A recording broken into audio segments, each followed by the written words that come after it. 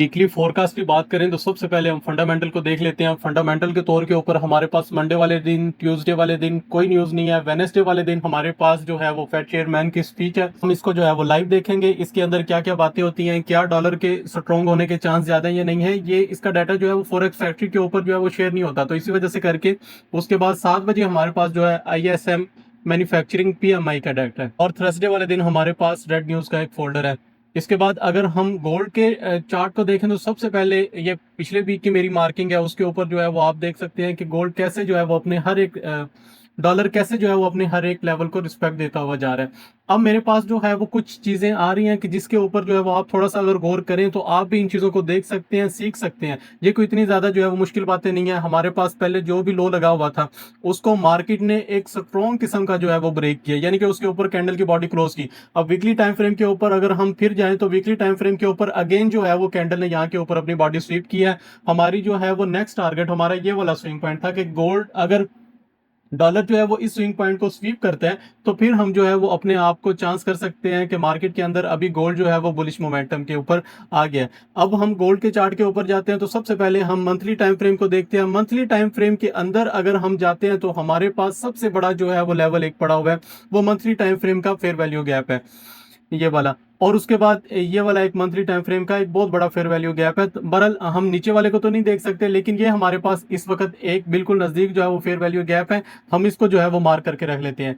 उसके बाद हम वीकली टाइम फ्रेम के ऊपर जाते हैं। वीकली टाइम फ्रेम के ऊपर जाने के बाद अब हम ये देखते हैं कि मार्केट ने जो भी अपना स्विंग पॉइंट बनाया था उसको इसने जो है वो स्वीप किया। सेकंड तौर के ऊपर आपकी इसी जगह के ऊपर मंथली का फेयर वैल्यू गैप भी है और उसी जगह के ऊपर आपका वीकली का फेयर वैल्यू गैप भी आ रहा है। अब कुछ चीज़ों को जो है वो मैं साथ मिलाऊंगा, आपने थोड़ा जो सा जो है वो उधर ध्यान देना है। इंशाल्लाह आप इन चीज़ों को जो है वो समझेंगे। अब यहाँ पे जो है वो अगर देखा जाए वीकली कैंडल जो है वो अपने लेवल को स्वीप करके जा रही है। सेकंड तौर के ऊपर देखा जाए तो वीकली कैंडल ने इस चीज को भी जो है वो स्वीप किया है।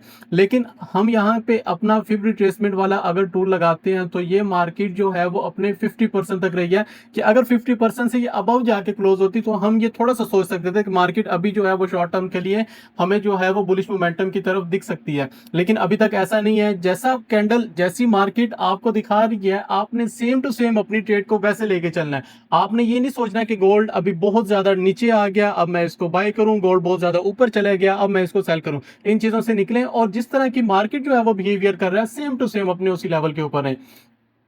अगर हम डेली टाइम फ्रेम के ऊपर देखें तो डेली टाइम फ्रेम के ऊपर इस कैंडल ने इस कैंडल के नीचे जो है वो अपनी बॉडी की क्लोजिंग दी है। अब हमारे पास ये वाला आ गया कि वीकली टाइम फ्रेम हमारा जो है वो बुलिश है, लेकिन डेली और 4 आवर जो है वो हमारा अभी तक बेरिश ही है। अब हमने जो भी ट्रेड लेनी है तो हमने दो चीजों को मिला के लेनी है। ये ट्रेडिंग कभी भी जो है वो आप इसको एक चीज के ऊपर जो है वो इसकी बुनियाद नहीं रख सकते।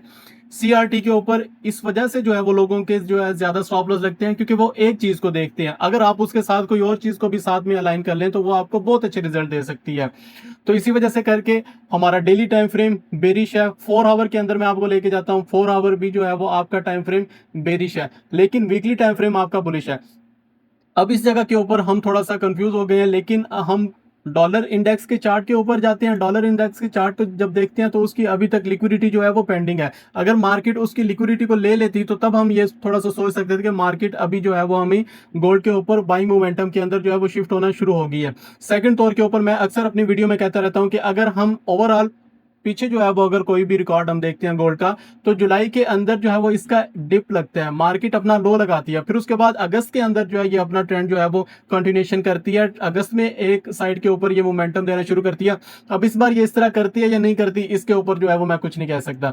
4 आवर के ऊपर जाए, 4 आवर के ऊपर जाने के बाद जो है वो हमारे पास एक बहुत अच्छे लेवल पड़े हुए हैं फॉर सेलिंग के लिए। 4 आवर अपना हर एक फेयर वैल्यू गैप, अपना हर एक ऑर्डर ब्लॉक जो है वो फिल करता हुआ अपसाइड के ऊपर जा रहा है। तो इस वजह से करके एक हमारे पास ये तो हर्डल आ गई एक। अब ये मार्केट के ओपन होते ही बहुत ज्यादा नजदीक है, तो इस वजह से करके हमने जब भी कोई भी लेवल मार्किंग करना है हमने एक्सट्रीम वाला करना है। अब ये हमारे पास ब्रेकर ब्लॉक की फॉर्मेशन आ गई और साथ में उसके जो है वो फेयर वैल्यू गैप आ गया। अगर हम वॉल्यूम को लगा के कोई भी ऑर्डर ब्लॉक जो है वो फाइंड करते हैं तो हमारे पास ये वाला लेवल जो है, हमारे पास ये वाला लेवल एक आपका 4 आवर का आ गया। इसको जो है वो मैं डिलीट कर देता हूँ ताकि आपको मार्किंग जो है वो क्लियर नजर आनी चाहिए। मेरे चार्ट के ऊपर कोई आपको इतनी ज्यादा जो है वो मार्किंग नजर नहीं आएगी। मैं जिस वक्त मार्केट ओपन होती है और ये जिस वक्त अपना बिहेवियर दिखा रही होती है, मैं उसी वक्त जो है वो अपनी ट्रेड प्लान करता हूँ और अपना प्रॉफिट लेके जो है वो इससे एग्जिट कर जाता हूँ। मैं कभी भी जो है वो इस मार्केट के अंदर लॉन्ग टर्म के लिए, होल्डिंग के लिए कभी किसी को नहीं कहता, क्योंकि हमारा मसला यही है कि हम ये देखते रहते हैं कि गोल्ड अभी इधर को जा रहा है, हमें बाई की ट्रेड लेनी चाहिए, हमें सेल की ट्रेड लेनी चाहिए। मैंने अपने जो है वो ऑर्डर डिसाइड कर देने हैं, मैंने अपने लेवल डिसाइड कर देने हैं, वहां से जो है वो अपनी ट्रेड को प्लेस करना है। बाकी इसके ज्यादा जो है वो अगर हम ये सोचेंगे इस मार्केट के अंदर, तो ये हमें जो है वो पागल कर देगी। तो इसी वजह से करके हमने इतनी ज्यादा अपनी लॉन्ग टर्म के लिए अपने आप को प्लान नहीं करना कि हमने लंबी ट्रेड को होल्ड करना है। नहीं, हमने इस मार्केट के अंदर अपना एक दिन के अंदर 200 पिप्स का मूव, 400 पिप्स का, 500 पिप्स का मूव कैप्चर करके हमने एग्जिट कर जाना है। हमने उसके बाद जो है वो इस मार्केट को नेक्स्ट डे जब स्टार्ट लेंगे तो फिर हमने देखना। बाकी इसके साथ हमारा कोई इतना ज्यादा वास्ता नहीं होता। हमारे पास 1 आवर के जो है ये वाला लेवल आ गया, उसके बाद 1 आवर का हमारे पास लेवल देखा जाए तो ये वाला एक काफी ज्यादा अच्छा जो है वो लेवल पड़ा हुआ है। लेकिन मैं चाहूंगा पर्सनल तौर के ऊपर कि मार्केट इसकी जो है वो लिक्विडिटी स्वीप करे। अब ये वाले लेवल हमारे पास आ गए फॉर सेलिंग के लिए।